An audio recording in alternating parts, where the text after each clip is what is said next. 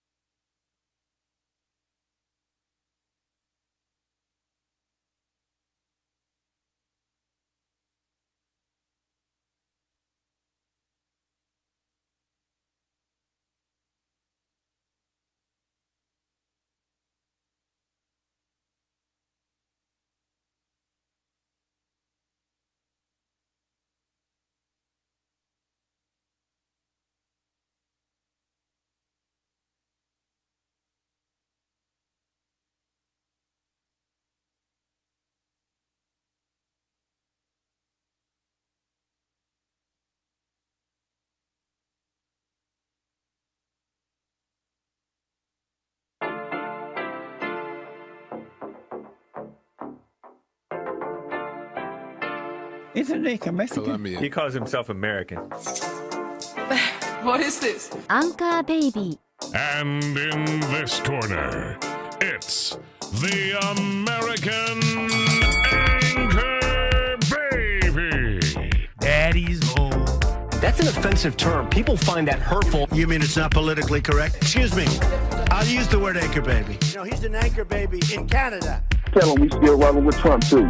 Anchor baby, the whole thing sounds horrific. You're just making it sound like immigrants are these horrific, greedy people. Ustedes pueden aceptar mi negocio o aceptar las consecuencias. Plata o plomo. So you would be considered white, in my opinion. You're the blackest one in this room. I think so. And what happened was his mama got pregnant on the other side of the border. And then a few hours before, just before it was time for him to pop out, she jumped across the border and let him fall on American soil. So he became the anchor baby. You don't call him the anchor baby for nothing. Amazing. We like this anchor baby, right?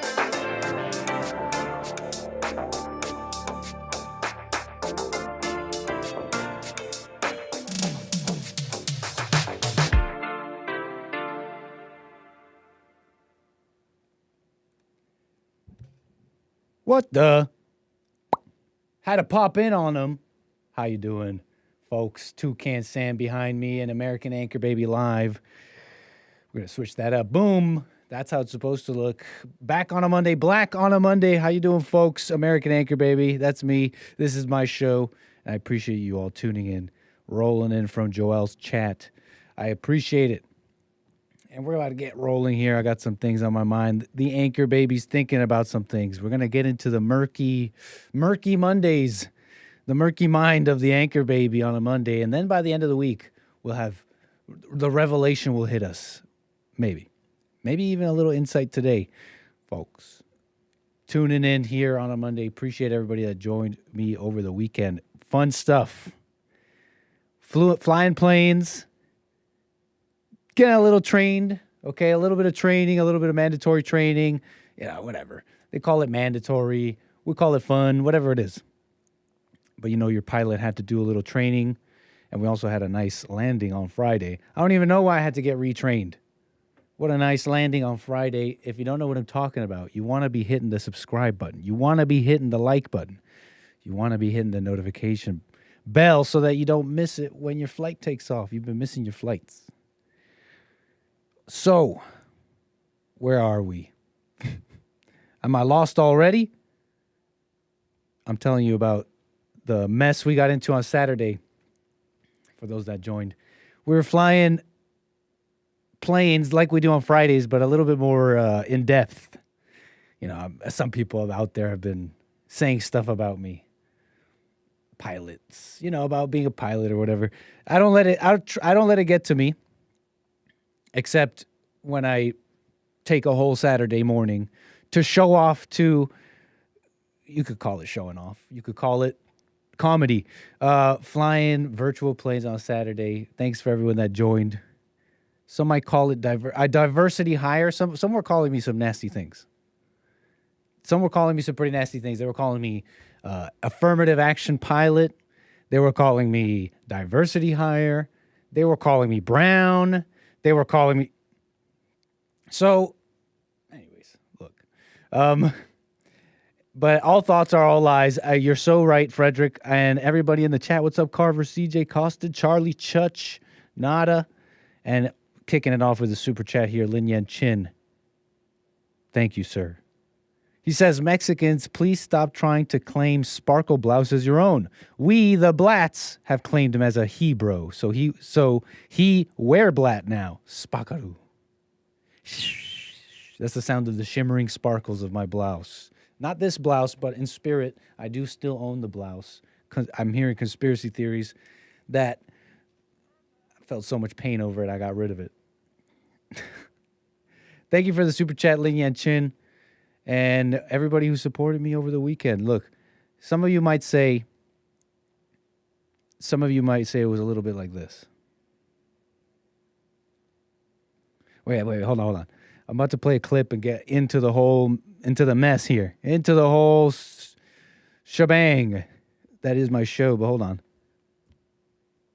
Making sure everything's set here. Everything is going well. I think we're happy. We're flying. We're laughing. Because I got a video for you. The madness on Saturday, was it anything like this? They're saying, be very afraid of the DEI ATCs. 7 Taxi Alpha.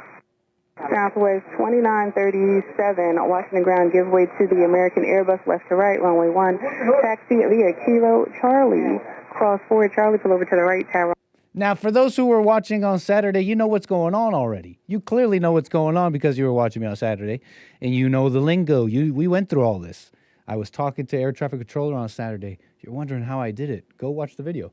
And we called for the same kind of clearance. Hey, we need taxiway instructions. Boston, where were we? Montreal ground. American, whatever our call sign was on Saturday. Ready for taxi. And they told us how to taxi. Kilo, Lima, Charlie. These are all taxiway instructions. That's what's going on here. That's what you're watching. You just heard a lady, air traffic controller, tell an airplane that they are cleared to cross runway 4. That's the major piece of information in this one. On the other side. All right, after American, going to 1, Kilo Charlie, cleared across 4, let's stay to the right. Cleared across 4. JetBlue 1554, traffic holds off your right. Wind calm, runway 4, cleared for takeoff. So that's a Southwest plane cleared for takeoff from runway 4. A Southwest plane cleared for crossing runway 4, and a JetBlue plane cleared for takeoff runway 4. You can imagine the nightmare scenario that has just been set up.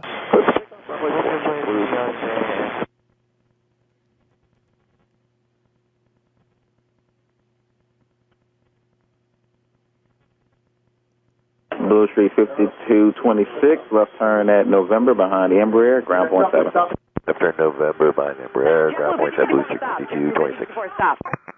Southwest 2937, stop. We stopped. We were cleared to cross runway 4. And we stopped JetBlue 1554. Both planes were able to stop, thankfully, according to ADS Bravo data. Southwest 2937 was about 60 meters past the hold short line, coming as close as about 20 meters to the runway edge. This is the biggest sin you can commit, basically. Going on to an active runway. They call it something, runway event or runway incursion. They have a fancy name for it, but it's a big no-no. Two planes collide, especially at takeoff speed. That's it. It's over. And that some were saying Saturday was a little bit like this. Nick used the bathroom and ended up in the Bermuda Triangle. Okay. That may have happened. Okay. Something like that may have happened. Okay. We were flying on Saturday and I may have gotten up to use the bathroom. But I told Chat, can you monitor air traffic controller for me and let me know what they say? We ended up getting lost. It was a mess. You want to go back and maybe watch it? I ended up lying. I just told air traffic controller I was having trouble with my instruments, and they guided us all the way in, me and the viewers. But yeah, I just lied. I just said, yeah, my instruments aren't working. I'm sorry.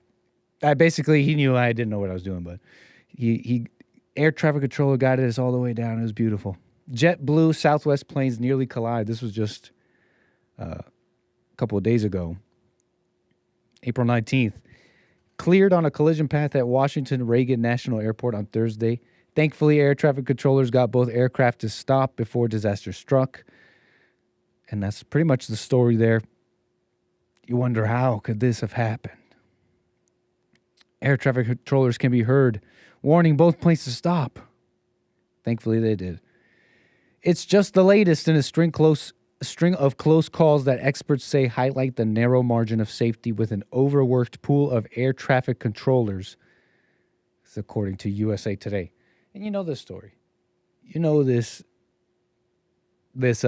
choir a little bit.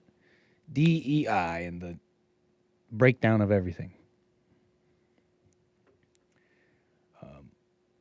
And the people, you heard people talk about bringing it back. Okay, you got to stop immigration. You got to get married. You got to get married and make families, okay? You got to be a Christian, right? Makes sense. Such a thing, you can't even make sense, right, folks? Then you'll fix DEI. You'll fix things like this. We'll get into that in a moment here. But yeah, that's how Saturday went a little bit. I think we landed at 3,000 miles an hour. Typical DEI part. Bad news, Nick. They took your black box.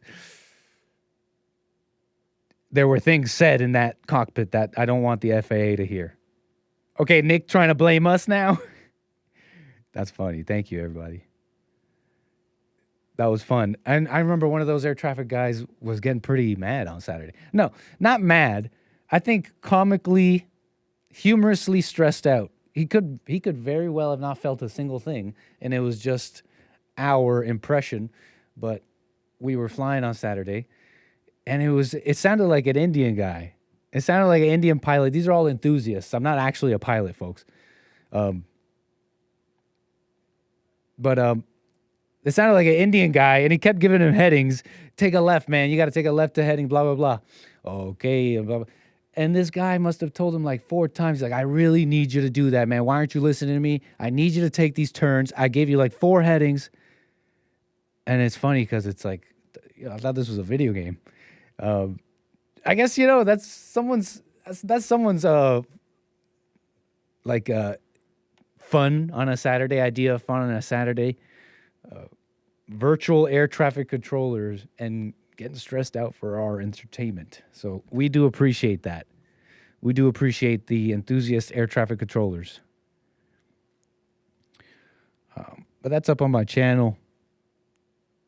Look, there's this video that's going around. And by the way, you can call in 888-775-3773.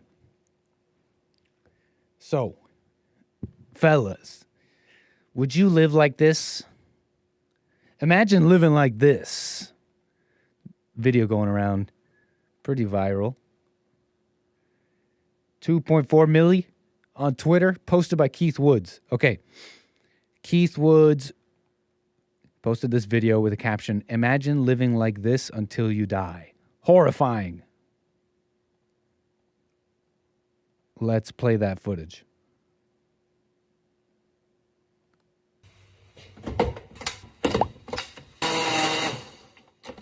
Cheers. If you can't read, he says something about packing your stuff for work.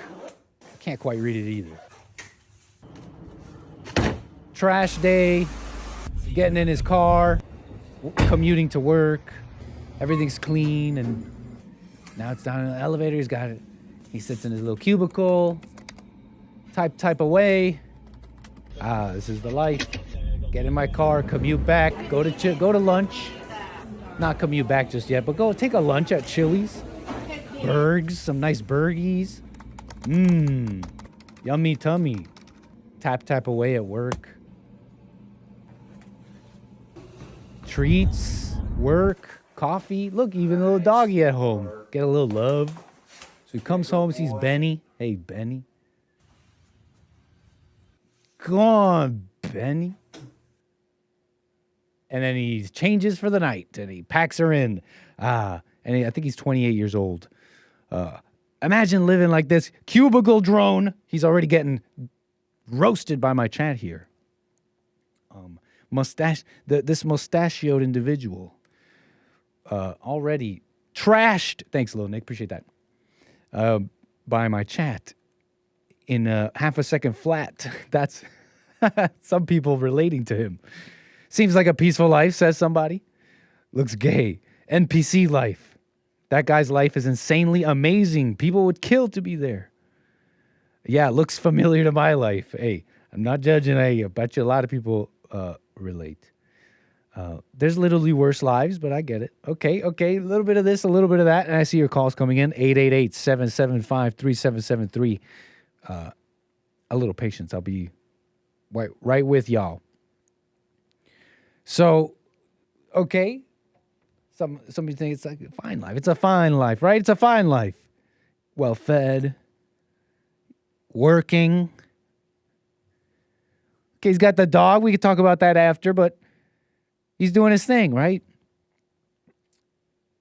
What's another word? Domesticated, maybe is a word that may come to mind. White people just want a first-class life. What am I missing here? No, there's nothing really. There's no trick question here. There's no trick question. I was just asking you what you guys thought.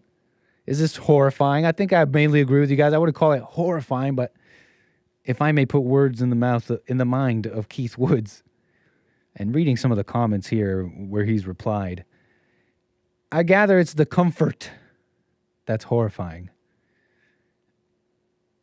And that is horrific. You got to think about that, guys. There's been a lot of talk about manhood. There's been a lot of talk about marriage, man. I've been talking a lot of ish. Where are my married fellas in the chat? Where's Nug?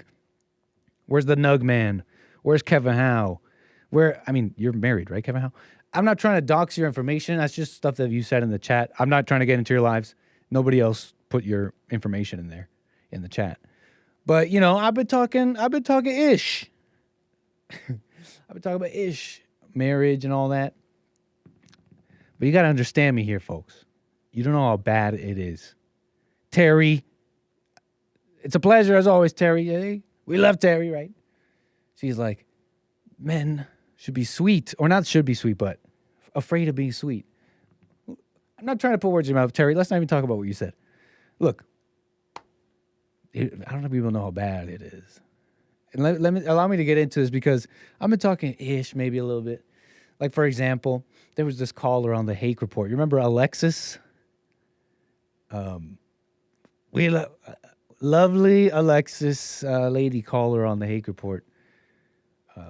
The one who was all like, do you have white guilt and stuff like that? And I said something in the chat. I was like, men, this is how your wives are. Fellas, this is how your wives are. Like a blanket statement type thing. But, right? Maybe not everybody. But you got to understand where it comes from. It seems like Christians, muscle guys, smart guys, rich guys, celebrities, movie stars, actors, manosphere, red pill, gurus are all losers to the woman. Like, let's not even call it loser. That is too emotional. Just subject to the woman. Completely subject to her.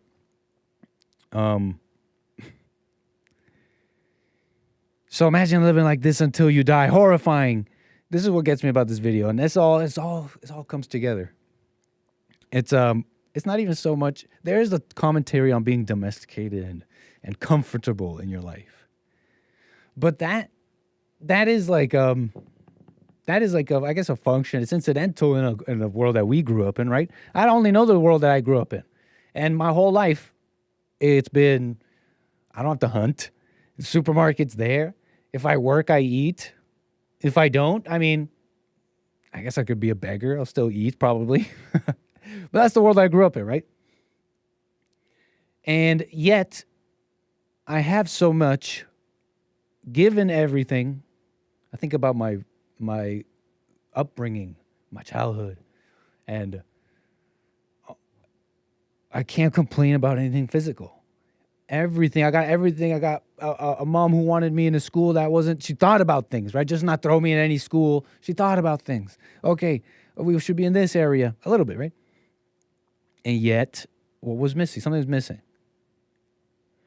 I guess what gets me about this video and about a couple of examples that I'm going to bring up is, what are we really about? I look at this video and I see the comment. I look at this video and I think about a number of things. I think about freedom, obviously. And I think about for people being in prison. I think about people in prison who are there for their whole lives. Some of them have to go to solitary for large periods of time. I think about what's freedom to that person, right? Can you be free, etc. I think about people in the past, in different cultures with less technology, in the desert, times of Jesus, where your lot in life is your lot in life. What's freedom, okay? I think about men today that are married. I think about men today in marriage. And why they just found themselves in the situation, and this it could be in a situation where the woman is threatening taking the kids, etc. I think about Jesus and the things he said about the heart, about the inside versus the outside, to be of the world and not in it. So I like that talk about comfort and domestication. But I want to take it to another level. It's about the inside, right? It's about the inside, because Because, like, everybody's looking at that. I'm seeing everybody in the comments look at that and be like, get married. And I think that's a fair reaction. Like, if I was speaking for society, this blob, let's personify society, I think that's a fair response. Hey, so it's just a little doggy. So it's just a little doggy, and you're thrilled, and you're like, ooh, I get my Chili's and my burger and a gold star at work, and I buy my product and just, you know, I work out and I get my macros right, and I'm fed, and I swipe on Tinder, and I get a little every now and again, get a little cut up from time to time. You wonder, you see what I'm trying to say here? It's not the things that you're doing, but your inner world. People will look at that and think, okay, now that means I got to get married, but their inner world stays the same. Do you see what I'm trying to say here a little bit? I told you, Murky Monday. We're going to get through it, though. And I see your calls coming in, 888-775-3773, because this all leads into some a couple of things. But yeah, marriage and stuff. Because it's no one's got a good answer. And so far, the only thing I can conclude is we still have to do the same things we got to do, like to overcome and all that, whether you're in marriage or outside of marriage. And I'm coming to really see that women do not have love. And you guys, like, there's a lot of men out there, and they're Christian. I'm not talking about anybody specifically, but they swear their wife loves them. And it's just, I got bad news for you. Women are totally evil. We're going to get into it, though. Lin Yan Chin, thank you for the super chat. Says, as age wages war on our anatomy, our power level drops over time. I have lost too much power level for the amount of maturing that life granted me. 72 IQ is crappy that way as a filter to life experience. Is that what EXP is short for, Lin Yan Chin? I don't know. I like the midwit thing, where the smartest and the dumbest understand the truth. I'm so lost, Nico. I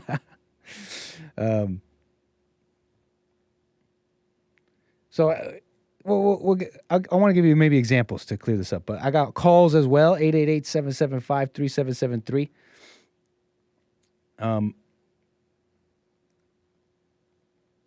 Let's see what's going on here. Appreciate the super chat.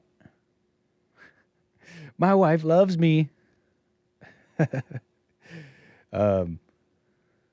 Amazing. Sounds like sour grapes.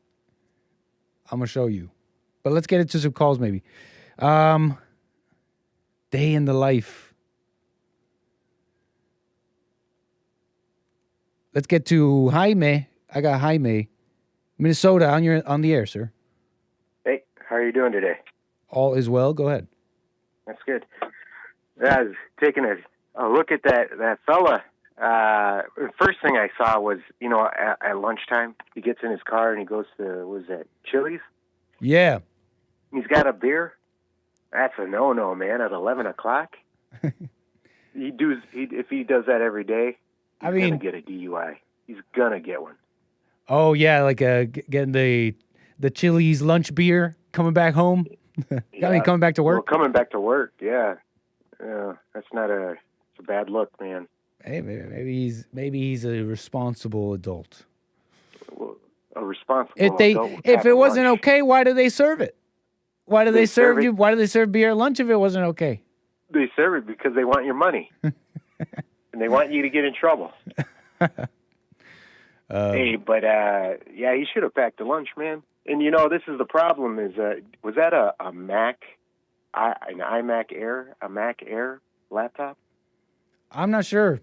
He put that in his backpack. He's got that work computer, nice work computer, and he buys a laptop, a personal laptop. It's a waste of money.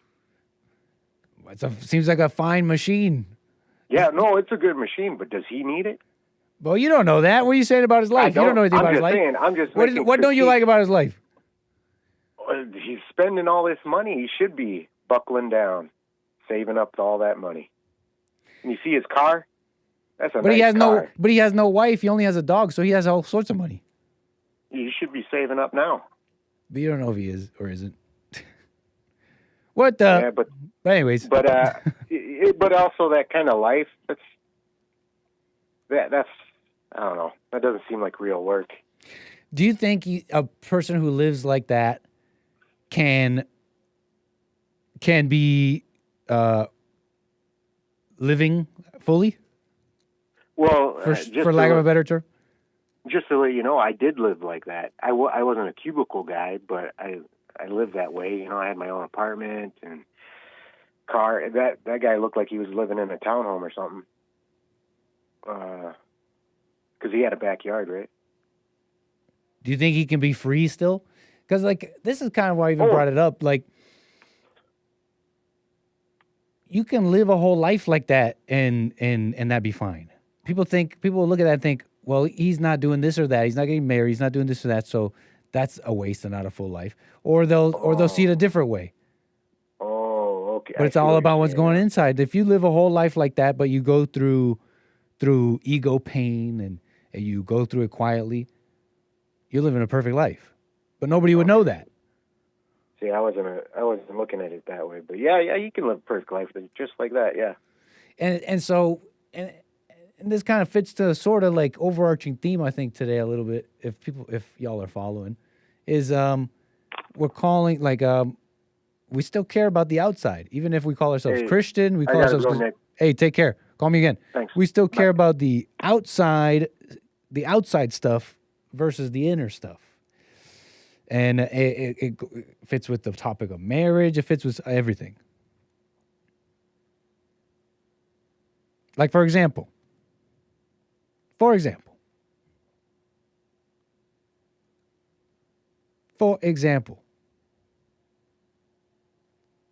everybody's learning the truth right now. A lot of people learning the truth. And I'm going to get back to calls. Appreciate the patience. I see y'all. 888-775-3773. They're waking up. Everybody waking up now. I'm stealing a line from Jesse Lee Peterson. It's funny. You'd think, why aren't you happy about that, Nick? You're saying that like you're disappointed. Everybody waking up. It's like everywhere I look, everybody's waking up to this question: the truth about what they lied to you about broccoli, and they lied to you about garlic and the Jews. Whatever. Big jump. Okay, we made a big jump, but and so there's this video going around. I want to play it for you. Because there's people also mad about anti-Semitism. A lot of people are so-called waking up. They're like, eyes are open now. I didn't know there was so much anti-Semitism. I didn't know there was so much hate towards us, they say. And blah, blah, blah. Let me play this clip for you. Because we're going to get through Murky Monday. Watch. Let's not call it murky, but let's not speak that into existence. Watch this guy. We have to stop trying to educate anti-Semites, and we have to hurt them instead. Decades of education has not worked. It has not worked. It is the worst it has ever been. It has factually failed. This is the most dangerous time to be a Jew in our living lifetime. Education has failed to stop those who are anti-Semitic. Stop trying to cure them. Stop trying to heal them. Stop thinking it's your job to be some kind of nurse or therapist for them or savior for their hatred. So there's people sharing this video and they're like, dang, this hateful Jewish guy. Look at this hateful Jewish guy. He's so mad. He almost makes me, this is what they're saying about him, he almost makes me believe that there's a reason and stuff for anti-Semitism and all that. Now, what's wrong with him? We know he has anger. And you might scoff at that maybe a little bit. It's like, duh, Nick. But you may not understand how deep anger goes. And look, think about it like this. All angry people think they can help. And then when it doesn't help, they turn and they get mad at you.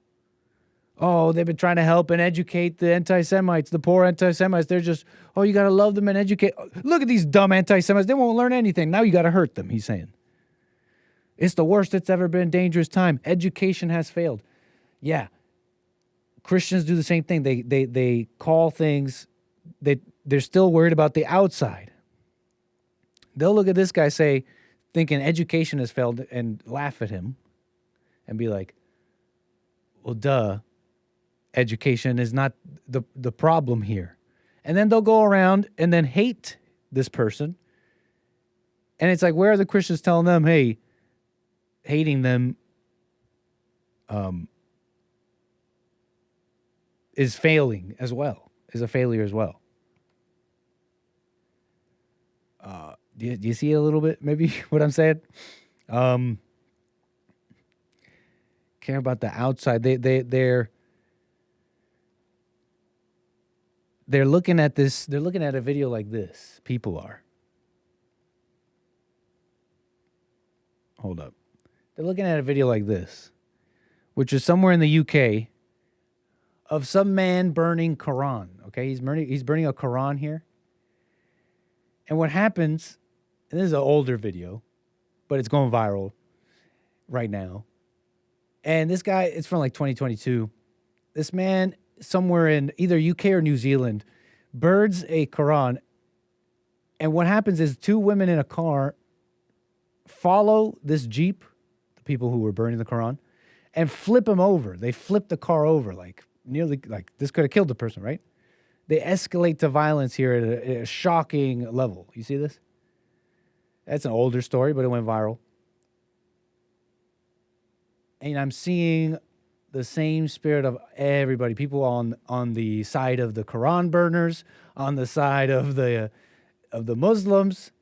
They're saying, look, openly disrespecting religion is the utmost form. There's very few people here saying, I don't know if burning a Quran should ever escalate to violence, is what I noticed. So I'm just trying to kind of paint a sort of picture here of how degenerated people are becoming. Look, there's people that if you don't know what I'm saying, disagree with this. Using words without awareness. Sorry, I'm burning up here. Using words without awareness is animal behavior. What do y'all think about that? Purely animalistic behavior. Using words unconsciously has to be degenerate, like animal behavior. It's like being a trained animal. I'm thinking about church and being asked simple questions about loving your family and all that. Not thinking about anyone in particular, but simple questions like, do you love your family? Yes, I love my family. And why? I don't know. We fight and we hate each other, but yeah, I love my family. You know what I mean? Just trained.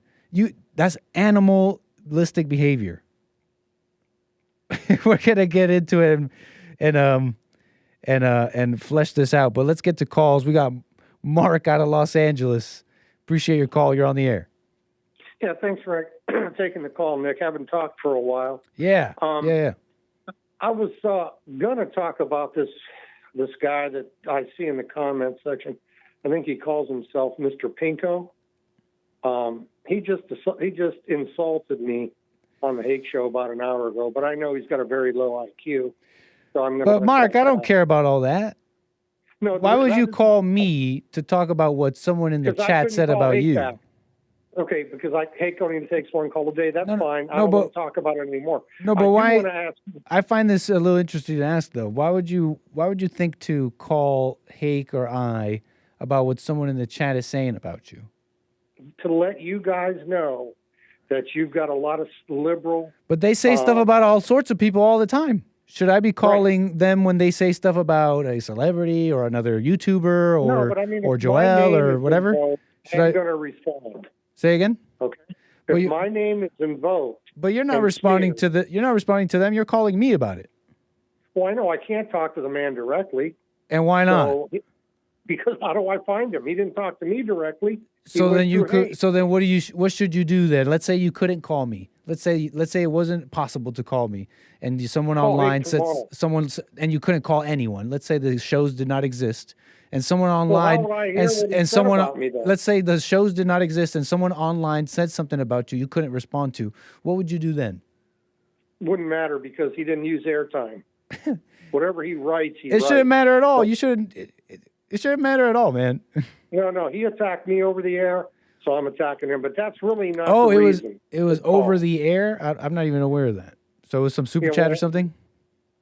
No, it was on Hake's show. One of his last callers. I think he calls himself a pinko. Anyway. So what's your question or comment? Yeah, go ahead. No, what I heard you mention a few minutes ago. You brought up Alexis's name. Oh, yeah, I did. Okay, so follow through. What about her? What about her? She's a snake. Yeah. So you love the name call too. She's a nice girl. She spoke in my favor. What was nice about? So I don't know anything about her except that call, and I did not hear a nice girl. You heard a nice girl? Yeah. What did you hear? What was nice about her? Everything. She was assuming. She was assuming things. She was reading the mind. Weren't you married at one point, Mark? I'm not going to say. Oh, well, okay. No point. You don't have to say that, but No, but she defended me, and you guys smeared her, and you're still smearing her, and she didn't do anything wrong. Hey, I'm not. No, I did not smear her. I'm only commenting on what I heard. I have evidence and example. I'm not just pulling this out of the thin air. I'm just commenting on what I heard. But look, Mark, I'm not gonna get. I don't want to. You spent like 20 minutes or something on the hate report like that, going around a rigmarole, and so I don't know what you want to do with me about that. Do you have a question or comment? You mentioned her name, and I didn't. There was no follow up, except you calling her a snake. Yeah, you could go watch the call and disagree or agree if she's a snake or not. Oh, I did. I listened to it about 3 times, and I didn't hear anything evil. I heard evil on you guys' end, calling her a snake for no reason other than... You know what's funny about you, Mark? Pardon me? You know what's funny about you, Mark? What's that? Every day, many days, James has this caller, Joe, on his show. And you've taken a large problem with that. And it's so funny how, I'm sure you've noticed, like I've noticed, how pretty much impossible it is to convince people, especially when they're dark-hearted, right? They're already hateful and have made up their minds, correct? Yeah. So there's this caller who's like that on James' show, and the audience, who may not necessarily be like that, gets to see on display every day that he calls a liar, a communist person, on display, dealt with perfectly, in my opinion, or at least a lot of the time, or whatever, at least dealt with pretty well by a white, conservative Christian male. And that makes you mad, and you call in and doo-doo all over that whole relationship that I think has been pretty positive to a lot of people that you have no clue about. Well, what's amazing to me is that the man in question openly says that he wants censorship on Jesse and Hake, and yet... And we all get to see how evil he is. And you want to stop that. Pardon? And you want to stop that. We all get to see how... You just said it. He goes on the air and he says he wants open censor. A lot of people don't even know how evil these communist people are. And you want to stop that. You want to end that. Well, we know how they're evil. The point is... No, but some people don't. You know, because you already have all your information. But what about the people who don't know, Mark? Not everybody's as smart and well-learned as you. You have to fight fire with fire. The reason we're losing is because we compromise with the devil. No. He tells you openly, not you, but he tells the other guys openly, well, probably you too, that he wants them, and maybe you too, censored, and yet you give them a forum. This is why we're losing. Hey, we disagree. No, I don't think that's why we're losing. Pardon? No, I don't think that's why we're losing. I think we're losing because... it's compromise. It's surrender. It's yellow belly. You know, they're going to... They tell us openly they hate us and they want us but gone. look, But look at the fruits of everything you've talked about. What? Well, okay, tell me what they are. Nothing. Literally nothing. More white people are ending, no babies, broken families all around. My callers call in all mad about stuff and they got broke, you know what I mean? They got their broken families and not understanding why. And you know what I'm saying? Like, what is it rot? What are the fruits? And I'm seeing now young people adopting the same old tired story of the older white guys who are mad about all this, who are right about many things, but they're just mad about it. And now the young guys are adopting that and going to lose the same as them. When I don't want to see them lose because it's an injustice what's happening. But you think, where are you winning? Where are you winning? Why do you want to keep doing the same thing? Help me understand where you're winning. I guess I look at it this way. Because you want to say, you guys are being halfway with the devil, and that's why they're... Tell me, Mark, where are you winning? No, okay, whether I win or lose, I'm going to fight till the day I die to stop the evil that's going on in this country. You are the evil. I'm not going to sit back and say, well, let him do this. I'm play pacifist like you and Haig. I didn't say that. Pacifist. No, but now you're putting words in my mouth. I don't admit that, but you hide behind the Bible with your pacifist. Mark, and you know why I know I'm right? True. I'm about to prove it to you. You know it's true. Mark, you know why I know that I'm correct about this? I'm about to prove it to you. Why it is anger, that's why we're losing. This is the reason. Mark, I bet you, and don't let me put words in your mouth, or correct me when I'm wrong, I bet you maybe consider yourself a honest, like a pretty honest, noble person, right? You stick by your word. You stick by your word. You say what you mean, correct? Absolutely, yes. Well, I was listening to the Hake Report, and what was it? It was so interesting. It was such an interesting moment where it was something similar to what you just said to me about you. Although you corrected yourself, what did you just say? You said probably you too, right? As far as censoring, I don't know if that. It was a similar moment, and I wish I could remember it. It's escaping me. But you had said something about Hake, and you had met him. But you, I remember now. Remember when James asked you if you accepted his reason as to why he has Joe on his show so much? The reason being he likes to argue sometimes and all that. Okay. Remember he said to you that's his reason, and you had your own mental picture of this, is that he had white guilt? Well, he does. Wait, hold on. Do you remember that? Yes. And do you remember when he said to you, hey, Mark, do you accept that? He asked you, man to man, he said, hey, Mark, do you accept that reasoning? That is because I like arguing? And you said yes. Remember that? And then right after, you revealed that in your heart, even though you told this man, yes, I do accept that, you later revealed in that same conversation that you were harboring, that you were lying. You were harboring what you really meant. And I find that such an interesting moment because we could talk about a lot of things all we want, but I notice, and I don't know if you've noticed this yet, all angry people act the same. No matter if they're conservative, if they're liberal, whatever they call themselves, all angry people act the same. And so far, you're proving it. Sure. The way James acted toward Alexis the other day, that was pure anger and evil. And we'll end it off on this, because that was, I'm glad you brought up Alexis. We'll end it off on this.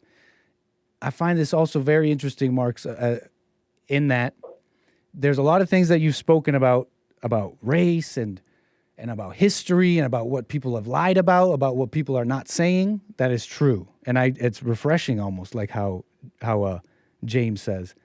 But I got to say, how is it that you see all... I think you're saying... You see...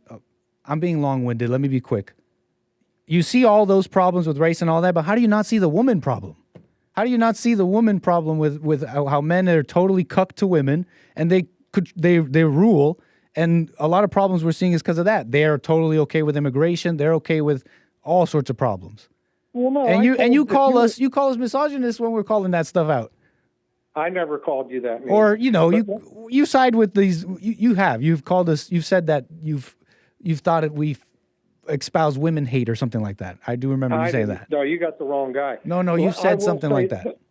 Okay, the thing I've said about women, white women that are single, are liberal, and they're the worst demographic in America today. They vote Democrat. They hate white men. I can use the woman that said of the NPR, Meyer or whatever, Meyer.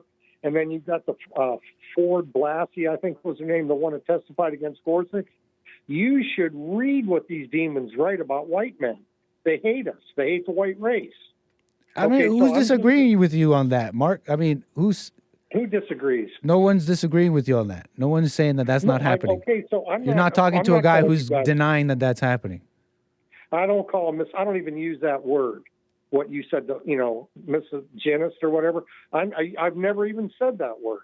And I don't say you're anti-woman. I think you. Yes, you did. I remember you calling in and saying that we said something that, or it was something more like you called us asking if we were being anti-woman, and you asked us to clarify something like that. Honestly, I never did. All right. Do you think Jesse Lee Peterson, Hake, and I say anti-woman things? No, not really. I think you guys are okay on that issue. You got me confused with someone else. I must. Okay. No. Last thing you want to say before we move the wheels here, sir?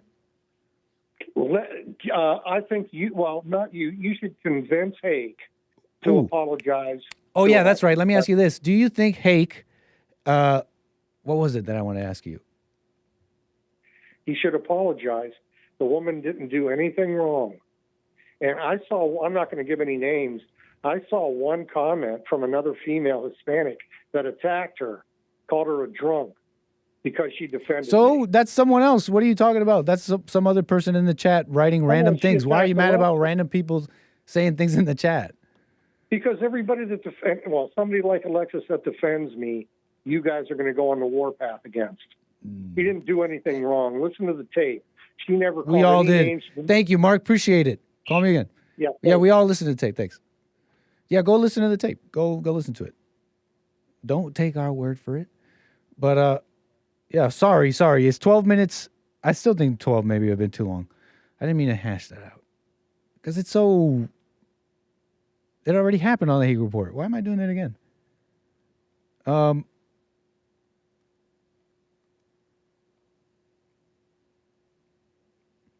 But dang, the reason I brought up that woman is because that's how your wives are. And it's like, okay, so people in my chat say sour grapes, da-da-da. I've never said don't get married. I've never said marriage is bad. But when you see just how bad things are, when you see people like that caller, you just heard thinking, he literally thinks that some woman calling into the Hake Report saying, I think you have white guilt. See, some woman literally thinking that he has white guilt, that Hake Report has white guilt. And there's you heard him, right? He's a Christian. He's a tough, honorable, stick to his word kind of man. Going along with some dumb accusation of the lowest of the lowest bar of female stupid accusations that you shouldn't even give attention to. There should be a severe penalty of jail. If we're talking about jail, right? We're jailing everybody. So you see how when you see how bad things are, you see why I may be talking the way I am. It's not even like I'm never saying don't get married. I never say that. I'm not saying that's a bad thing. I'm just saying that even the conservative guys, even the tough guys, I'm not seeing it anywhere where men aren't. I'm remarking how truly rare it is to not be led by the woman. I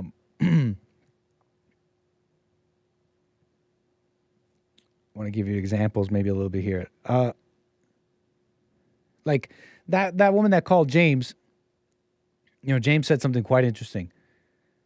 Because that woman was commenting on how another caller, a black guy who calls James and he's all mean to him, that she thinks that he has white guilt because he lets this black caller speak that way to him. And Hake said something really interesting. Maybe on the outside he seems tougher than me, so you've sided with him in a sense. And that's how women are. You got to understand that is their instinct is that. Their instinct is to see weakness, okay? Or not to, it's not even an instinct to really see true weakness, but it's an instinct to have fear of weakness. So it doesn't necessarily mean that she has a correct view of the man, that she's even seeing the man clearly. But an inkling of weakness, she's kind of primed to fear it because it brings problems, right? So that's kind of in the air, fugazi, but maybe I'll give you an example a little bit. What am I thinking of here? Do you remember when Pearl and Michael Knowles were talking? And they were talking about marriage. You remember that? And Pearl went on the Michael Knowles show. He's a conservative guy. He's like married. I think he's Catholic, maybe. Pearl, she was on the phone state. She went on saying marriage today is a mess. Like, it's not what she wants, but the reality is that the statistics look, we're really close. We're already getting pretty close to the 2030 prediction of 50% of women single and childless above the ages of 25 or something like that, or in a certain age range. This is a study that was going around and made a lot of hubbub. And now that we're at 2024, it seems like it's becoming a reality, right? So Pearl goes on Michael Knowles' show, and they talk it out about marriage. And basically, Michael Knowles, his whole thing is like, marriage makes you happier. Men are happier in marriage, and you should just get married. And let me see if I can find it here.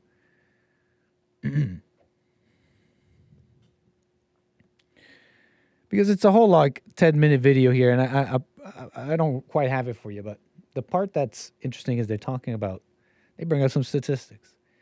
And pretty much Knowles stands on this statistic that marriage for different ideologies, like groups like Christians and Catholics and educated people, etc., their statistics are different. And they get into this chat about how those statistics are for the older generation and doesn't account for younger people. And that when you do Catholics, everybody, divorce rates are the same. And so they get into this conversation about what changed. So then what changed? And it's funny that, in my opinion, there was no real response from Knowles to that. But he did agree that something changed. And it's that the woman is what changed is the whole order changed. And just calling it Christian, calling it conservative doesn't undo that. What I notice is the answer is, let's just stop the degenerate behavior. If we just stop the degenerate behavior, which is sex out of wedlock, then we'll have stable and good families. But I'm seeing the conservative people. I'm seeing the Christians get divorced and the women running all over things. I'm seeing the Catholics. I'm seeing Catholic churches feminized. I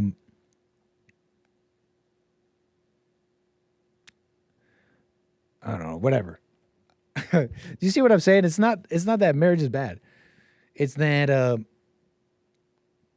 people aren't really serious about the overcoming part, maybe. Anyways. 888-775-3773. I'm about to get to calls here.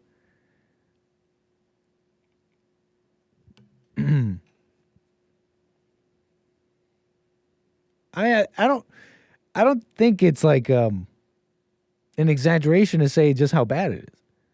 We're seeing women are okay with the downfall of society, birth rates to go down just because they hate men. I don't think it's an exaggeration to say that the guys who are going around saying, I don't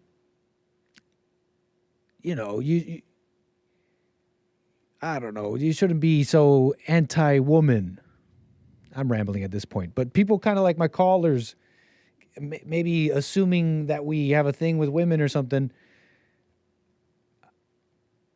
seeing that, it's like when people, you know what it gives me? It gives me the same vibes as I get when people talk about immigration and they say, and that's why we got to just close up the border and stop illegal immigration, because legal immigration is where it's at.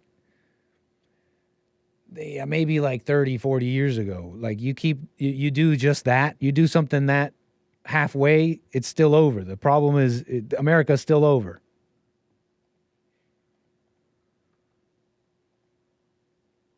Anyways, you got to do the same. You got to still do the same things to overcome in a marriage and outside of a marriage. You got to do the same things. Carlos, Korea, you're on the air. Hey, Carlos, still got you there? Are you Korea? We got you from Korea. Going once, Carlos. Hey, check on Carlos there. Maybe he's away from his phone. Calling us from Korea. Anyways.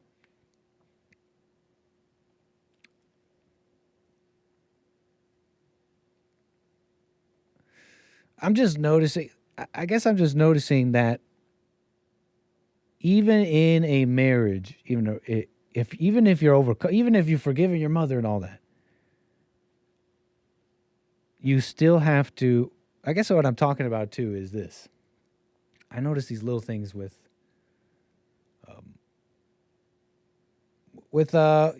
someone I'm seeing a little bit. And no matter who I'm just noticing that whatever you make important, the woman, I'm rambling at this point. Let's take some calls.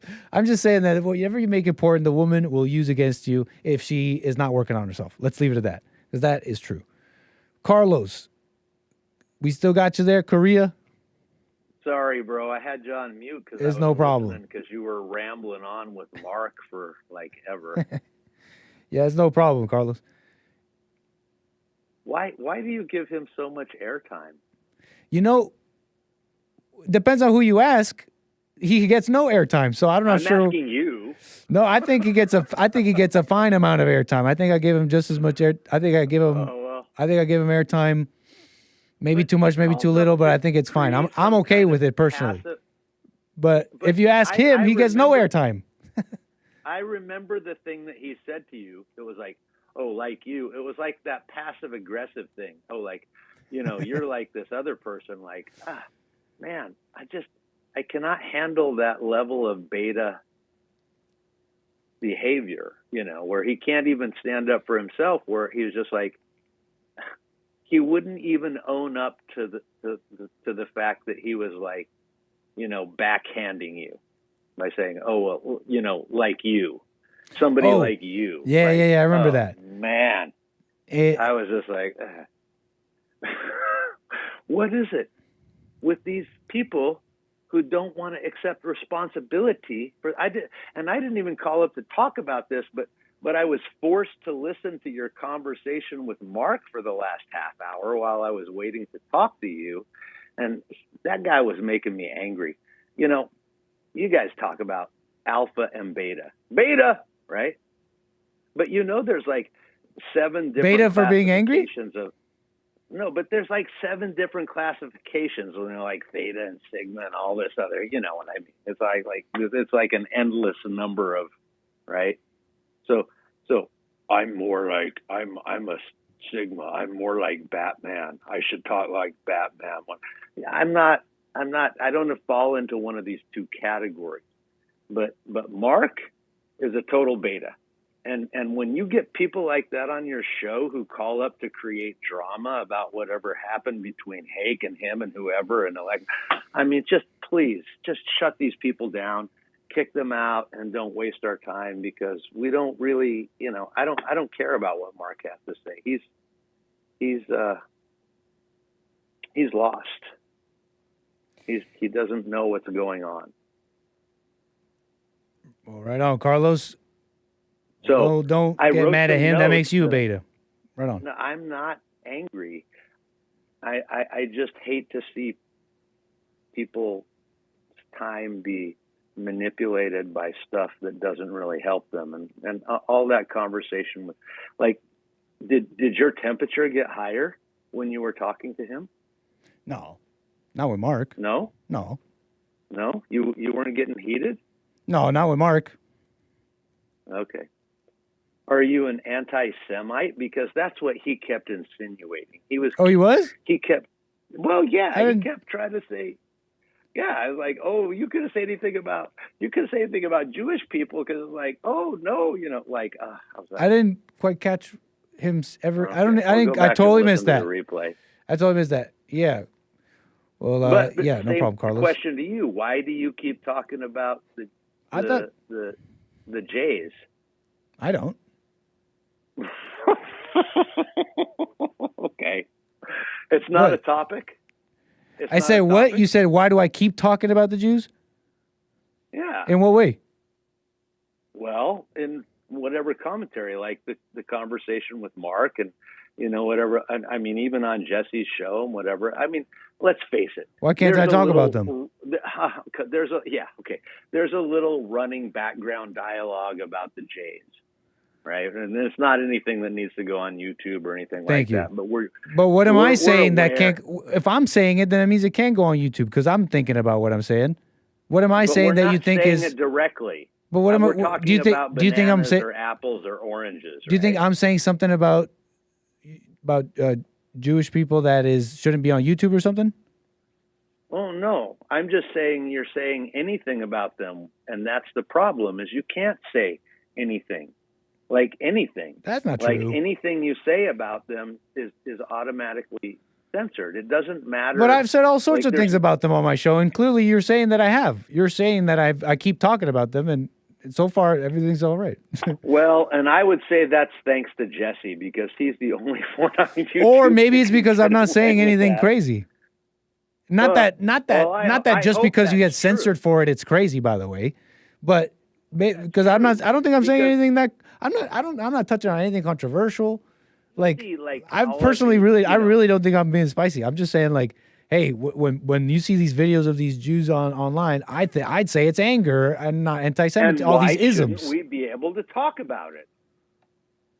And we should be able to talk about it, right? We should be able to talk about it. And even if it's people who support Palestine, but I just want to make it clear that the thing I'm into.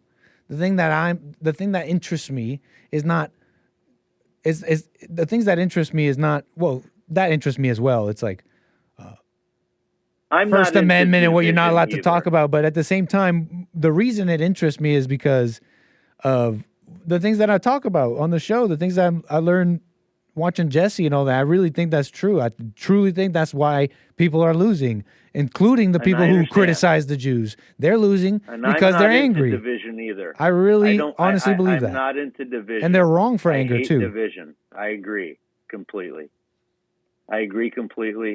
And that's why I just hate it when there's any kind of airtime on that. Anyway, remember when I called you the last time and I told you to watch the State of the Union? Did you do it?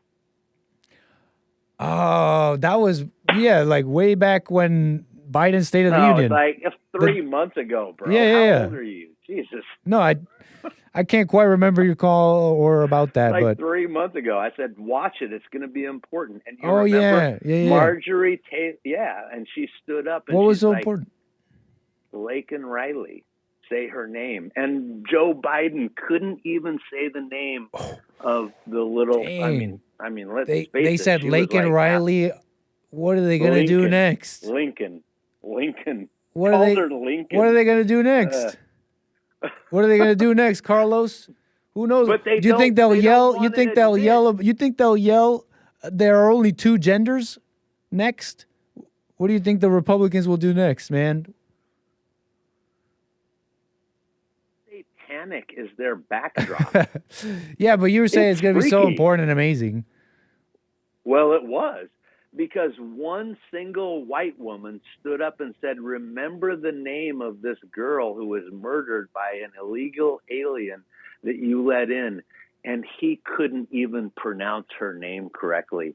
We have a completely inept leader. Carlos, The border's wide open. 8 million during Biden. Million. Marjorie Taylor Greene yelling about aid. Lincoln Riley is nothing. Who cares about that? Who cares about some State of the Union? So Carlos, I'm make a the Southern Carlos. There are. I think already. I could be wrong, but the white children, non-white children already outnumber white children in America. I could be wrong about this, but Carlos. No, you're wrong. Carlos. You're wrong. You're they wrong. will very soon. They will very soon, Carlos. They will. Marjorie But Taylor Greene. White people are still 56% of the population. So. But we got Marjorie Taylor yelling, right? Right on. Little Lincoln Riley. But they're killing our people. So here's what I'm going to predict. I know I'm crazy. There's not going to be another election. There's going to be internal terrorist strikes, just like happened at the mall in Russia, inside the United States.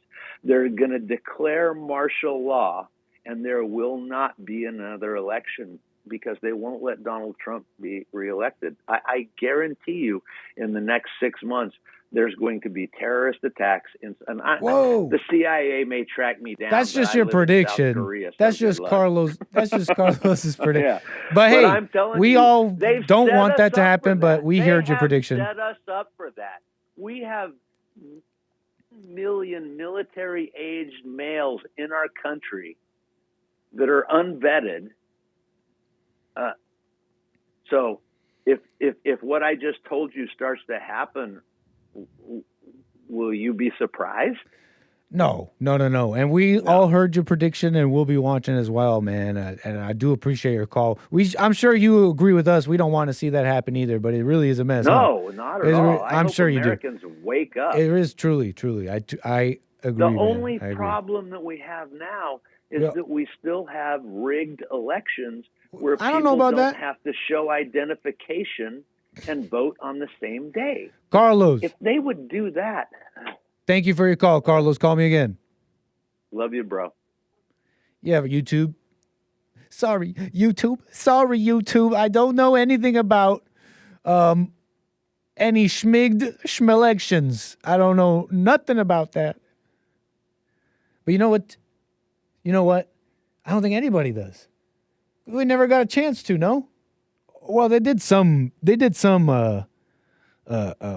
court cases, but I never did follow all of them. And what ended up.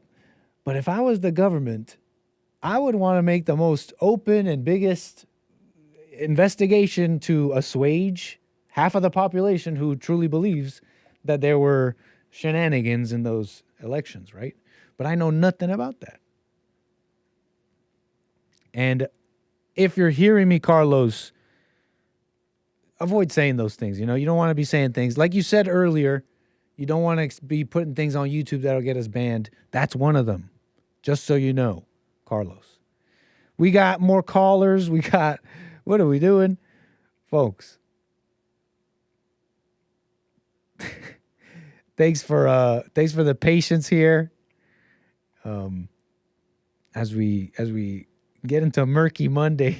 It didn't have to be so murky. Court Green, man, thank you for the coffee there. If this was this was from Friday. Thank you for that. Okay. I'm just doing some housekeeping here. Carver, appreciate the super chat there. Says Knit has ankle baby guilt. Maybe a little bit. We're messing around. Birdie Bound Brian with the super chat says, to get right, men have to overcome the woman they trying to burn the house down. How do I express what I'm trying to express? It's not that it's sour grapes. If you see the way I interact with women, you'd understand. I think I try fine. I think I'm not mean. I'm not demanding. I think more and more I'm quite understanding, especially more than I'm being sincere, but I'm also being quite sincere that it's not a joke. This really is a war in a sense. How do I put this? Love is war and all that. Unless the woman is working on herself. But even if she's working on herself, the same way you, man, who's working on yourself, you know how sometimes you still kind of go into thoughts, still kind of go into feelings. You know how you're working on yourself and you still kind of do that sometimes? Some of us, right? The ladies who are working on themselves might do the same thing. Well, she will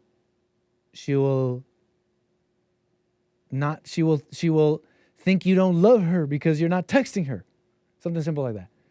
And then you as a man, you look at that, you think, well, how is this woman who's looking into my eyes and telling me I love you, and then goes around and feels like that? Ladies, here's something you may not understand about the men. And they may not be able to express it, especially because, I don't know, nowadays, you know how relationships are nowadays. Everyone is justified. You made me feel a certain way. You hurt my feelings.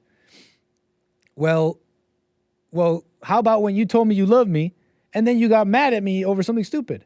This is a general. I'm just being general for a lot of men who are relating. What you don't understand, ladies, is men see that, and a part of them realizes, oh, so you're lying. You don't love me. But that's not a big deal. That's all false love anyways. So if you're both working on yourself, you'll find that you'll avoid that. You just won't do that to each other. But you might. So don't trip about it. So where was I? You followed me here a little bit? It's you got to be vigilant, okay? You got to be vigilant. It's like I'm noticing how some older men in my life, due to some immaturity, deficiency, my own anger, which, by the way, all men who have anger are women, so you might put two and two together here. I noticed these older men in my life who, you could call it, they mentored me in a way. It's not like they meant to, but they imparted something positive in my life. I'm seeing myself impart that to women in my life. And it's like she's a kid learning and I'm rambling. Let's get to Casey. Let's get to Casey out of Canada. You're on the air, man. Let me talk to a real person and see if we can anchor down some of these thoughts. Sir, you're on the air. All right, Anchor Baby. Let's anchor down these thoughts. Yeah, how are you, man? All is well. Thank you. So last week, I called in last week. I think it was last week. And yeah, do you remember? I was like going to go get some alcohol, and you're like, be conscious the whole way through. And it's funny because this Sunday I was like listening to the church service, and I had to re-listen to it again today because I went unconscious, like like you were listening to the service, but weren't. But I wasn't listening. Like I was like, I was like walking around. I was taking a walk. I was doing other things, and then I realized like I hadn't even taken in anything. So I had to re-listen to it this morning. So I got some work to do, But I was actually calling this quick question. I'm gonna probably call tomorrow to talk to JLP about it. But in the church service, we were talking about how important is your family to you and all that, right? Yeah. And so like it's a long story. Basically, like I moved to Calgary during COVID from Montreal, which is like thousands of miles, 4,000 kilometers. East Coast to West Coast. Yeah. It's the other side of the country, and I moved. Yeah, and I moved there because I want to. Yeah, it's like Midwest. But yeah, and I wanted to get away from there was a lot of really strict lockdowns, and I'm not vaccinated, so I had to like escape that. But a lot of things lined up, and then Jesse at the time was saying, that you have to be far away from your family. And at the time, I was living at my parents' house. It's terrible. And so, in Montreal. In Montreal. So then I moved out there, and I got a job. I got a place to live. Everything was going well. And then the company I was working for, they laid off a bunch of people. I was one of those people. And so, and when they laid me off, I was taking a trip to Montreal to see the family because they had restricted travel for unvaccinated, so it had just opened up. So I was like, finally, I can see my family. It's been like it was like over a year at that point.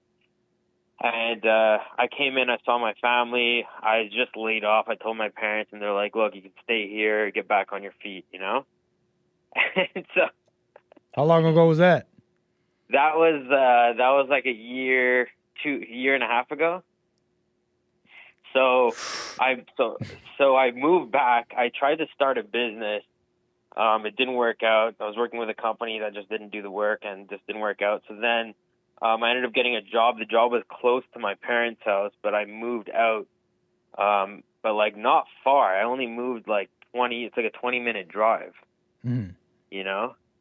And which like, you know, there was a guy on Sunday that said he came back to California because he liked like the beaches, you know. I don't know if you remember that. Gotcha. I did.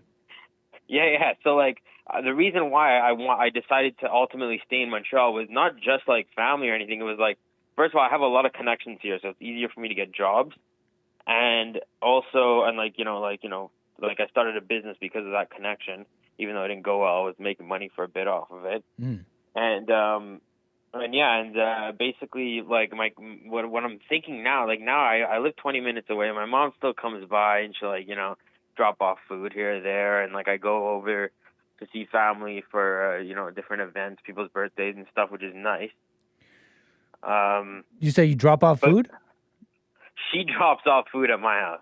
Okay, so your events, birthdays, and food drop-offs from mom? Yeah. Why are you laughing? What's so? You laughed first. I'm not laughing. Now I'm laughing. No, I know, because I mean, that's my concern. You know, it's like I'm bringing it up because it's like, you know, like the whole thing about moving far away, but it's like how far is far? He said like he was saying like he said not around the block, and I'm like I'm definitely not around the block. You know, technically I'm 2 towns over. That's funny. So what's your question for me? So what do you think? How far is far enough, you know? Well, let me ask you this. Why do you think Jesse was saying that? Like, why did he say that, in your opinion?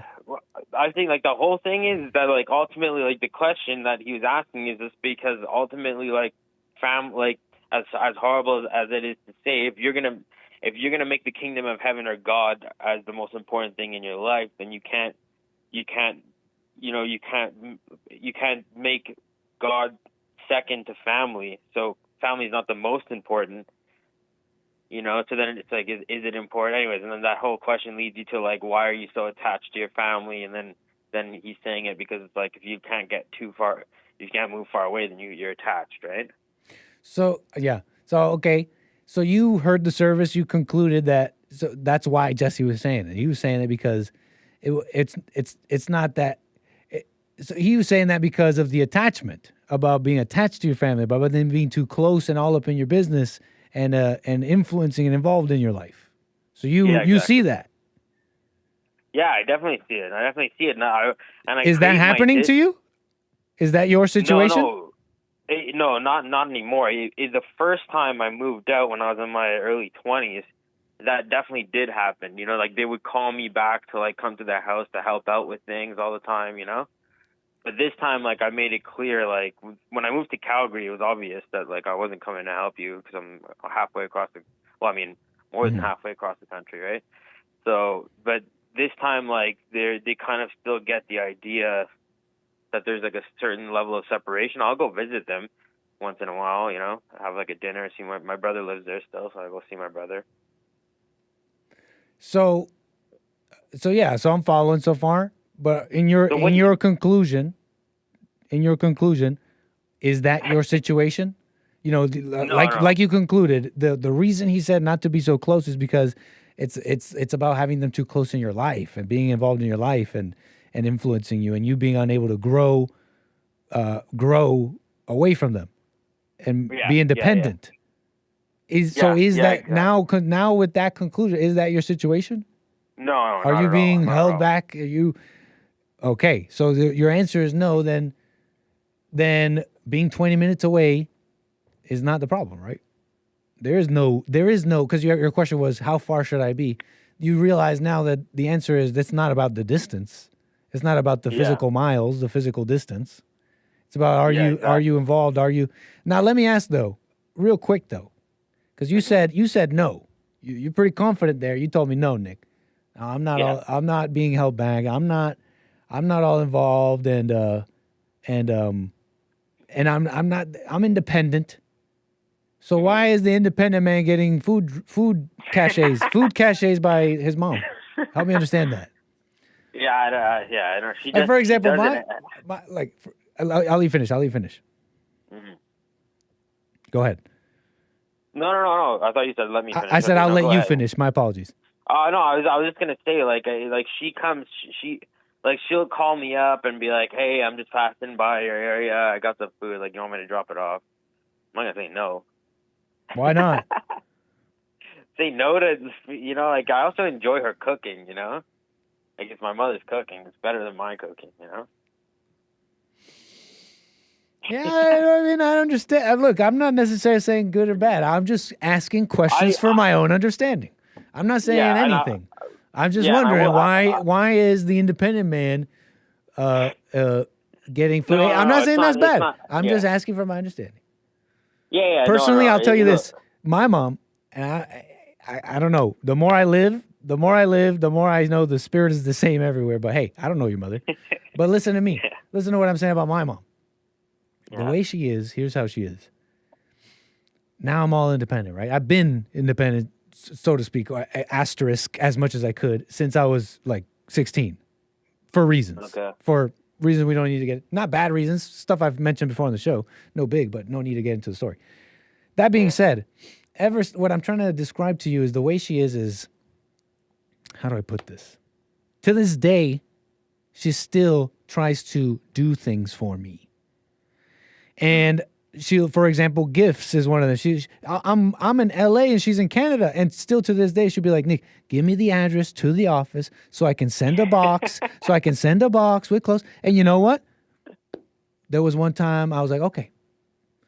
And I'm telling you all this because it sounds you almost even kind of understand that a little bit. Like maybe your mom's like that a little bit.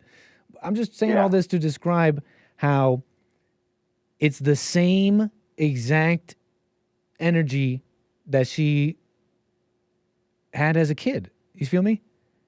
Mm-hmm. So she's still trying to get the same exact story out of me. Same. You feel me? Wait, she had when she was a kid, or when I was a kid, right? The baby, the mothering. Yeah. And how do I put this? Yeah, it's the exact same thing. So I just say no. I don't try to make it that deep. I don't try to wrestle with it and be like, well, it's just a gift. You overcame, right? You overcame. You forgave her, right? So I don't think it's about all that. I'm not saying, again, so if you're hearing me, you must be understanding that you can accept her food and a gift in an aware way. Yeah. And yet at the same time, as aware as you are, there's something that she's doing spiritually. You know what I mean? She's still trying to play this game. She wants to baby me a little bit. Yeah. So again, I'm not even saying yay or nay on what you're saying. Like the other week, she's like, "Hey, I'll bring you to Walmart. We can buy some stuff." See? Like, no. Boom. She's like, what do you want? Just take my card. I'm like, this is insane. But by the way, which she never did. She would never do that if I was living at the house. It's just because now there's like a degree of separation. She's trying to close the gap or something. Yeah. That's ridiculous. I gotta say. Yeah. Honestly, sincerely. Yeah. That sounds ridiculous, man. And I know, and I told her no. I'm gonna go this Wednesday. It was just because I was talking to her about things I need to get. How often you guys talk on the phone? No, I'm joking. You don't have to say that. Oh no, I really don't. Honestly, that's the one thing. I'm not somebody who. Yeah. It's like I'll call, make sure I'll text her once a week. She'll check up on me. She'll be like, "Hey, you still alive?" Because that's not love. My mom wants to send me all these care packages, and I'm just like, that's not love. That's just not. No. That's not love. That's not love. And I'm seeing that, and I'm seeing that I have to confront that in my life for real. False love with everybody in my life. Because, anyways, Go on with what you're saying. Then we'll move on. No, what's hilarious is like, so on Saturday it was my cousin's birthday, so I went to like my grandparents' house, and my grandmother is she's like really not in a good place mentally. So I've been trying to like, teach her these things. Teach who? Teach who? Sorry? My grandmother. So. And what are you trying to teach her? Because she's a mess right now. She's like, her mind's all messed up because she has like so much anger stored up inside her. And it's like, it's crazy. So now it's really affecting her health because she's getting old, So like, anyways, I had tried to just bring her to her attention that like, she was like, we were watching old videos about back in the day, and she was like, oh, like I used to think back on in my memory, and like I was like, oh, like those times were so good, but she's like, I'm watching them now, and it's like the same stuff. It's the same thing that's happening today. And I was like, yeah, that's because you were in. I said that's because you were in La La Land. Back then.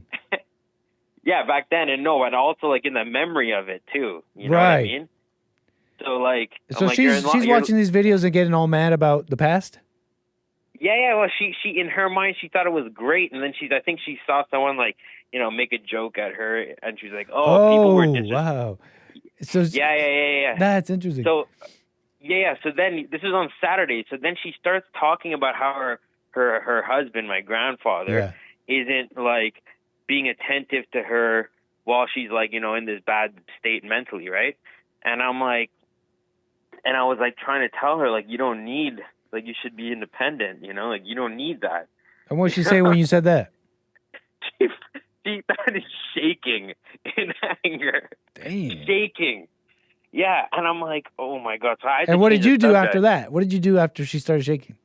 I couldn't bear to see it, so I grabbed her. I said no. I was like, I just like. Why? Why'd you do that? Why did you do that? Because I don't know what's gonna. She's old, man. Like. And why did you do that?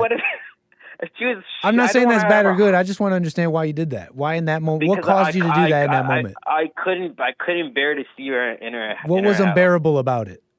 I'm worried for her health. What was worrying to you? What was worrying about? Like you were worried that she could shake herself to death? No. No, she started shaking, and then she was trying to explain it. She's like, I get a cold feeling down my body. This happens when I get stressed. And I'm like, oh my god. And then that night I was looking it up. I was like, I don't know if she has Parkinson's or something. She's gone for brain scans and stuff. It seems that she's healthy. But you told her the truth. She started shaking, and then when she started shaking, you couldn't bear it. Yeah. I ran. I had to run. Casey. This is not holier than thou. This is not. I'm just seeing something so clearly right now that I have to say it.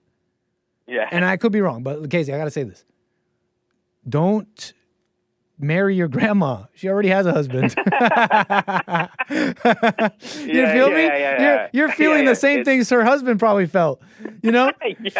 Dude, don't do that, man. No. Look. I know. Here's what and I'm gonna say this. This is probably unnecessary. Because maybe you're not even doing this at all.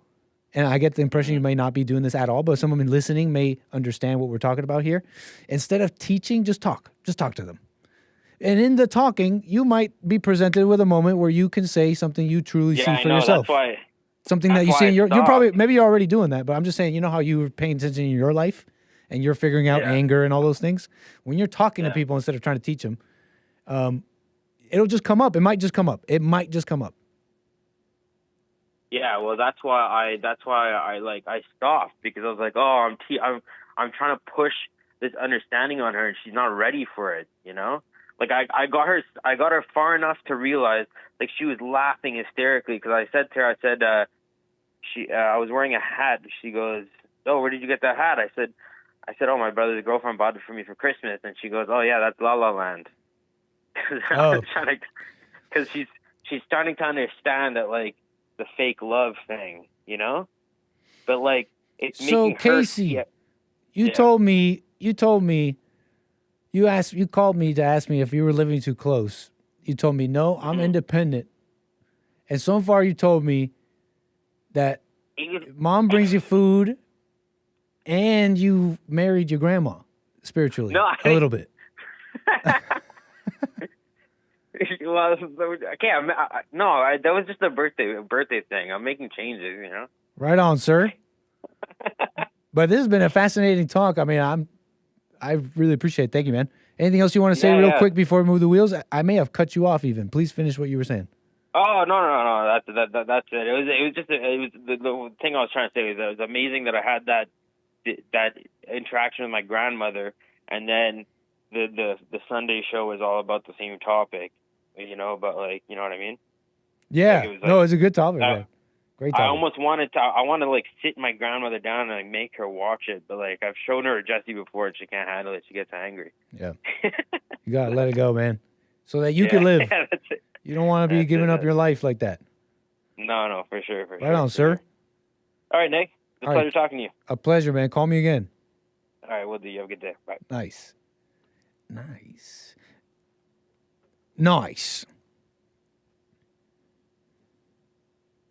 888-775-3773. What shall we do now? Murky Monday. Hey,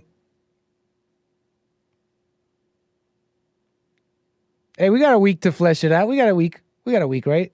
We got a week to figure this out, right? We got some time. We're all watching ourselves. It doesn't just end. We're gonna keep watching ourselves. Right, folks? And keep working on it. Ain't no giving up. Your host, the Anchor Baby, he'll figure it out. I think. Let me get to another caller. Thank you so much for the patience. 888-775-3773. Let's keep it rocking.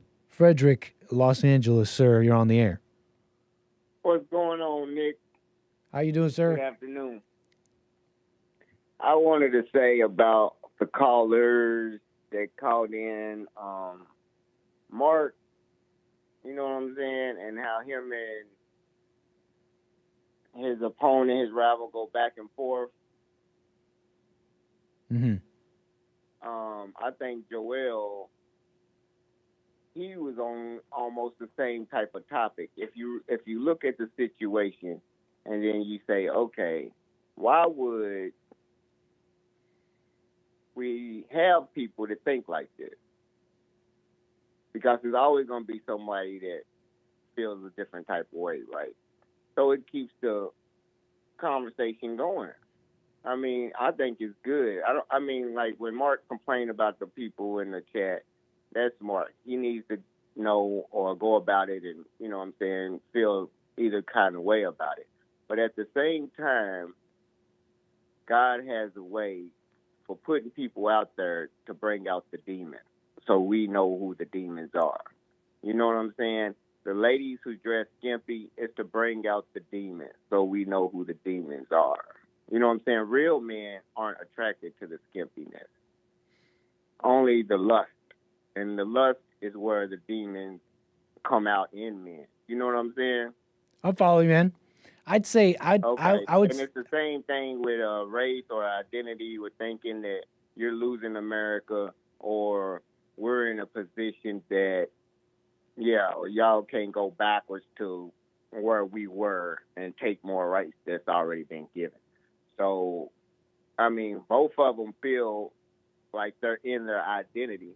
You got to let them be, but it's to show the people who's watching and listening how evil can disguise itself. Like on this show, all I hear, you say you don't dislike women, but y'all say the women come from the gates of hell and all women are evil and that's why you got to forgive your mama. It sounds like y'all be women bashing a lot. But to me personally, this is my opinion. Mm-hmm. But the Bible also wants the woman to be submissive, and a lot of men that's misogynist use it as a weapon just because they're beta and have no other way of getting them to act like that. All right. And with that being said, you can always notice the devil from how they react. freedom of speech is freedom of speech. Everybody should be able to say whatever they want to say. Not But necessarily. when I talk Why? myself and them horns come out of people, why are they mad that I'm saying what I'm saying? There's something wrong. That's what we with talk them. about on this show all the time. That reaction, getting mad like that is evil. I don't know if you've agreed and disagreed with that at various times, but thanks for repeating that. That is what we talk about every day. You're 100% right. But listen, you were saying people are waking up and these callers are for a reason. Let me ask you, you're saying whose reason? These callers that are calling in to show people the truth, whose plan and whose reason? It's for their own inner reason, and it's God's plan. So God for put them these to see people there. Nobody cares. Yeah, So it's God's plan that these people are calling in for people to wake let up. them know after they Hold cry up. enough. It's God's plan for people to be calling in the way you're describing so that they can wake up. Or see that nobody's caring. All they hearing is you crying on the phone. I mean, you can get it out, but it's going to fall among some seeds. But the people that's listening can see the devil in everybody. I'm trying to talk to to you. To see the devils. So that's why people are calling in. It's God's plan, and people are waking up, right? Are we? I'm trying to get to something here. No, it's to see the devils in them while they arguing. And that's God's plan, right? Even if it's not the people arguing, it's the women. And God's doing that, right? To wake people up. To wake people up to what? Listen, it's to protect the ones that aren't like that. The ones that do have peace, they can walk on their life in peace while they argue amongst each other. The girls that dress skimpy, the clothed women can walk amongst the earth in peace while the skimpy women attracts the devil. It's God protecting those. So God did that? God made the women skimpy? Oh, it's all the plan. Listen, that's why it's nothing good. I'm trying to listen. I'm trying to talk to you, man, but you're not. You're doing this thing where you're not talking to me, and you promised you weren't doing that, and I'm starting to think you're lying to me. I wasn't doing what? That you know that thing you do where you don't talk to the host and you just talk to the audience, and you don't care. You don't care if the host understands, because you're not really talking. You're talking to the audience. You're talking to people. They'll understand. Go back. Where did I lose you at? So they're waking up. You're saying they're waking up. I never said they're waking up, Nick. Sorry. Yeah, they're that the skimpy women. God made them skimpy. Is that what you're saying? I'm trying to understand. Did God made them dress skimpy? Yeah. God made the women dress skimpy so that they could so that the skimpy dressed women could wake people up. Bring out the devils, so they can bring out the devils that attracted to the skimpiness. Oh. Hey, interesting. I don't know. I never heard that before. I don't know why God would do that personally, but hey, interesting theory, Frederick. Anything else you want to say? No, you're not even listening. All right. I heard you. Did I get you wrong? Your theory is that God's plan is to. God made this. Frederick, you talk to everybody else. I'm being quite clear with you. No, I didn't shoo you off. I didn't say I didn't. I'm not shooing you off. Why are you taking it personally, man? Don't take it personally. I'm not. I didn't shoo you off. I didn't show you off. Yeah, that's all I wanted. I'm just. Can I ask you about what you said? Is that did I misquote you? Isn't that what you said? You say God's plan. God's plan is that these women dress skimpy to wake people up, or not wake people up, but to let people see what you're saying that they could see. Right? Did I misquote you anywhere? Yeah, you misquote me a lot. It ain't to let people see what they can see. So why is God making the women dress skimpy and go? And don't ever see, folks. You can't ever tell me I'm picking and choosing the callers here. Go ahead, Frederick. To expose the devils that lust after women that dress like that. Thank you, man. Okay. Interesting theory. Yeah, I don't know why God would do that personally, but hey, right on. All right. I don't think God's doing that. Thanks, Frederick. Yeah. Yeah, I don't know why God would make women dress skimpy. Interesting theory. Brian, North Carolina. Appreciate it, sir. You're on the air. Thank you, sir. How you doing? All is well. Nice. Can you hear me? I hear you fine. Go ahead. Okay, great. I heard a little click. Sorry, I got to check on it. Thank you. So back to your original topic about men, and you were discussing kind of the relationship between men and women. Mm-hmm. And you were speaking about the married men, and I think you were kind of dabbling a little bit in your personal about how you see in yourself how when you talk to them, it's not like you're being mean. Something along those lines. but I wasn't really clear with what you were saying regarding. I'm not very clear. I wasn't very clear. I'm just saying, man, that they don't. I'm just saying that we a lot of people, they're going around saying we love each other, but I think my audience here understands a little bit what I'm saying here, and I don't think I'm being crazy when I say that when you're working on yourself, that stops being so important because you know that you're kind of lying about that, anyways. Lying about what? I'm sorry. All that lovey-dovey stuff. Oh, right. Okay. So even though I really didn't understand what you were saying, I kind of understand a little part of it, and it kind of helped out with the conversation you had with the caller before, Frederick. Nice. And you told him to just talk to her, like instead of doing something else, why don't you just try to talk to her? And when you said, like, when you do talk to them, it's not like you're being mean or you barking orders or whatever. I totally understand that, because when you do see, like you said, that it's actually a war that's kind of got women in the forefront of it, right? Mm-hmm. You won't be mean with the woman. Something happens to where you begin to see things differently, and what you'll do is it almost becomes comical to watch them do things. It's very entertaining when you see that the woman is just being used to do wicked stuff. You see how to handle it differently, and you won't be mean, like you said. And a lot of times you really just got to let them talk just a little bit. Don't let them talk too much, right? Don't get the rambling. But I agree that all you really have to do is just sit and talk to them and just ask questions, let them, you kind of guide them through their little wandering of the mind. But I think I understand what you mean when you say, like, it doesn't have to be this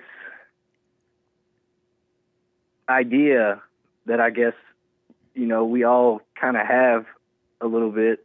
Well, I'm going to speak for myself. I had that idea. I'm not going to lie. I actually, like, fell into it with that idea. I think I mentioned to you that I kind of got black-pilled a little bit by Patrice O'Neal. Yeah. But Patrice O'Neal is only telling us what men are, not who we are. Do you remember when he said that? Yeah. No, you can't forget that part. That. You cannot forget that part of Patrice's act or whatever. It's a linchpin. It's very important. He's telling us what we are, not who we are. It's very deep. No, I agree. And if you saw it like that, you wouldn't be black-pilled about it. Right. It's just as simple as that, just to add just that dissection of there's a difference between what and who you are.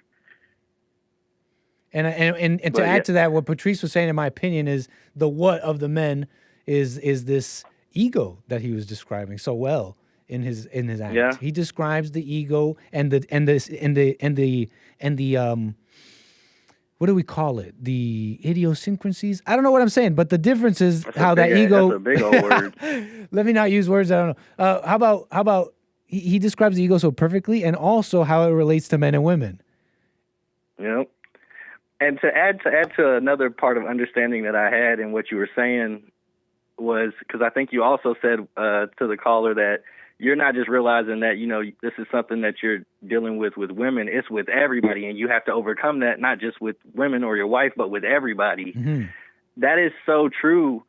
I was sitting at work today, and I was, sitting by myself, and I was just paying attention and listening to all the conversations happening around me. And everybody is their mother. Go on. Everybody is their... Almost, I want to say 100%, but I'm going to benefit of the doubt. 99% of them are their mother. They act just like their mothers, and I'm completely men. And I realized that it's really the same thing. And not only are you dealing with the woman, but if you can deal with the woman, you can deal with everybody, because that's the same spirit that's going through everybody. Yeah, man. I think you're right about this. I notice, I just hear this from men who are married and they find themselves married but wake up and all that. They got to do that anyways. What they're doing with people, it's almost like what's it called? Like they're forced to, because they're married to this one. Yep. And when you think about it, it's that same when they get angry. Most men, right? Because this is what happens. A lot of divorces happen. This will happen, and most men will be like, I don't. This is not what I signed up for. Why do I have to deal with this? You know, and then they'll act out another way, or they'll just blatantly leave. But that's the same thing their mother did. Yeah, I think in the same exact situation.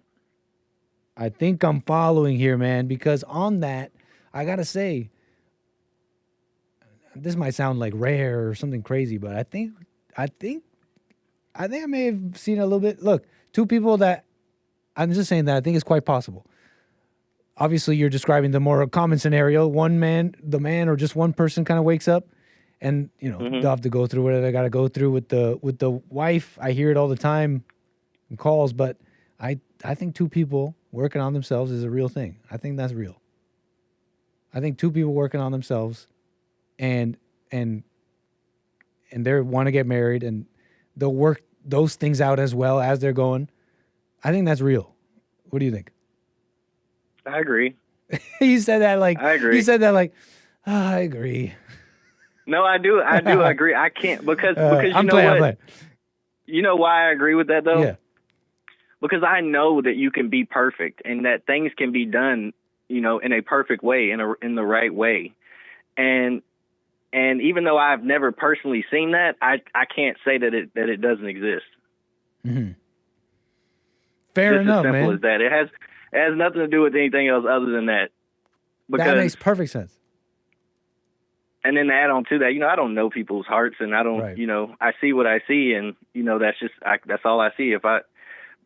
I mean, even though today, I don't know if it's because I'm paying attention more, or I'm able to pay attention more, or if it's just because people are just like outwardly showing themselves today, like on a crazy level. It's easy to see so much of the wrong way, which would make it easier to see things. I believe it should make it easier to see things the right way when you do see them. I think I know what you mean, man. It's a paradox. It's a paradox how what you're describing almost. It's like, how can more people be seeing the insanity, which adds to what you're saying because it shows it really is all spiritual. 100%. Isn't it amazing that there's like things happening that we can't see, but they're still happening? That is true. And we just can't do anything about it. And you can't change them. Don't even know. Yeah. It's insane. Yeah, it is. It is. That is interesting. I have to call it that too because I can't make sense of it. Simple things like a very simple question. Like a very simple question. This is like a out of the park stump question for like everybody I know. Why do you do things you don't want to do? Yeah. Like that one is. It's like everyone I know is. You know, there's not a lot of people considering it, but it's one that I want to totally understand for real. Okay, sir. Anything else you want to say before we move the wheels here? No, sir. Thank you for your time. Call me again. Will do. That's the friggin' show, boys, ladies. That's for my Canadians. But we're going to get into more American Anchor Baby as the week goes on here. We have touched on a number of things that people are they're feeling stressed about. They're feeling confused. They're feeling that there's a sudden dark cloud in the horizon. Some people, very few. I know the overwhelming majority of my chat are people who listen to Jesus and also wish to be free on the inside.